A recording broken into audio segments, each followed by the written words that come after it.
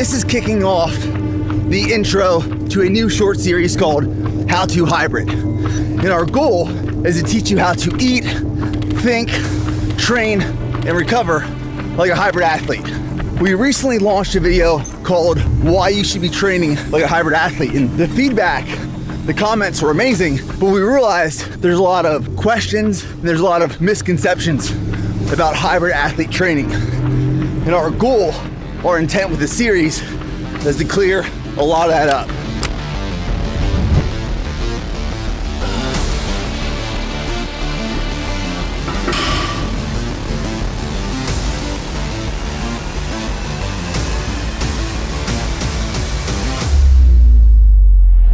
Today we're seeing an evolution, a shift in people's health and performance desires. The benefits of cardiovascular exercise and strength training have become undeniable. If it was easy, everyone would do it. But what many miss regarding hybrid training is the community it provides. The tribe formed when you surround yourself with like-minded individuals who identify with the same lifestyle. Hybrid training is more than just an effort toward the event or race on the calendar. It's a lifestyle anyone can choose to adopt. You just have to show up and do the work.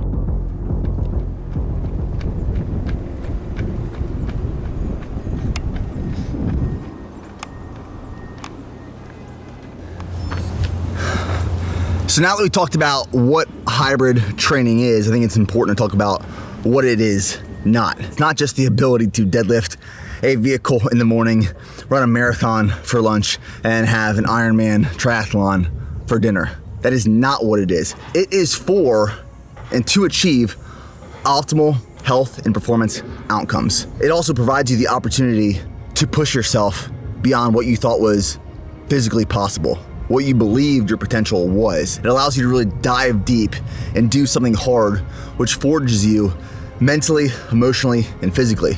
It is not just a transformation of the body and your health and performance, but also a transformation and evolution of your mind and your mindset.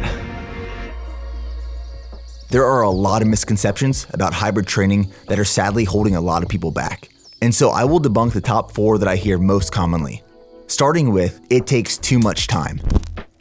For most people, training is not a full-time job. Now, I love training twice a day. I always have. Running in the morning, strength training in the evening. And that was easier to do before I had more responsibilities in my life. My business grew. I got married. I had a child. Our daughter is about to turn 1 year old here in a few days. My responsibilities have changed and evolved, and so has my training. And I think what scares a lot of people in terms of hybrid athlete training is you think you're just adding on top of. That's not necessarily the case. You might be pulling back some training from one area of focus in the beginning to add in another. And then over time, as your body adapts and acclimates, you can increase training volume. Throughout a week, am I getting a certain amount of cardiovascular conditioning in? Am I getting a certain amount of strength and resistance training in? And if I accomplish those goals throughout the week, that is a win, that is an accomplishment for me.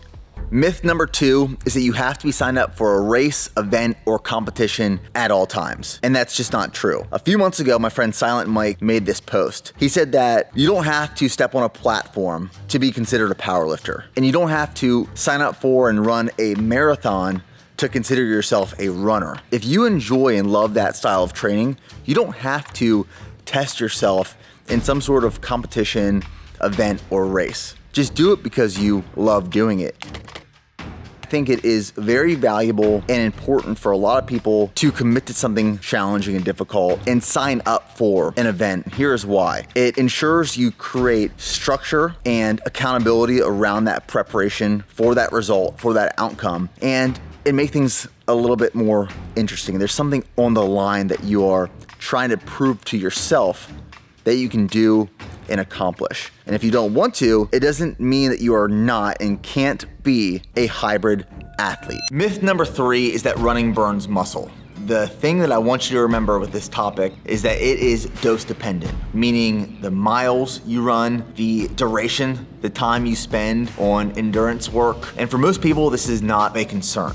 Even if you perform moderate amount of running or cardiovascular training, it's not going to burn or tap into lean muscle stores. But when training gets pretty significant, say you're training for a triathlon, an Ironman, an ultra, that's when you might start running into some issues with burning some lean muscle mass. But for most people, it is not a concern. Now, there is a caveat to that and something to keep in mind. If your diet isn't dialed in, if you're not fueling properly for your workouts, if you're not recovering well, this can affect building and maintaining lean muscle mass. Also, if you're an endurance athlete, you shift your focus from strength training to endurance training and you're not still incorporating strength training, yes, that will also negatively impact lean muscle. Now, myth number 4, strength training will hinder your running. So when you think running, you might instantly think of running a marathon or running an ultra marathon. And when you think of strength training, you instantly think of throwing 500 pounds on a barbell, going for a max effort barbell squat. Yes, when you do these extremes, they can hinder the other, but when done with appropriate amounts of volume and intensity, it can only benefit and help.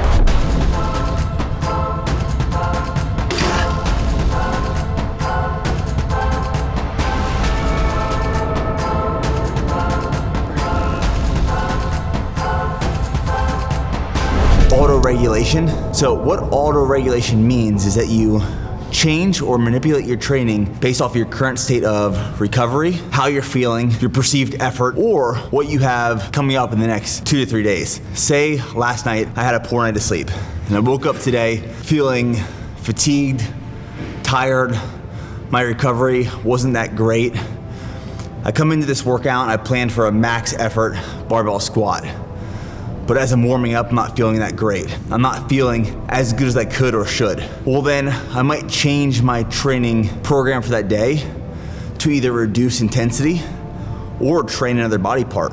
Or another example of that is, say I planned to train legs really heavy today, but before coming into the gym, some friends called me up, they said, hey, we wanna do a 20-mile trail run tomorrow, are you down? I'm like, yeah, absolutely. So instead of training legs really heavy today, maybe I'll train legs heavy the day after, or 2 days after the 20-mile trail run with friends, because I really want to put a big effort out there.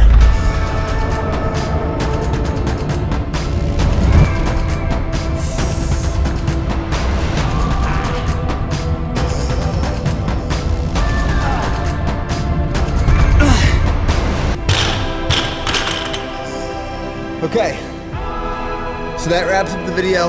This is the first episode of How To Hybrid.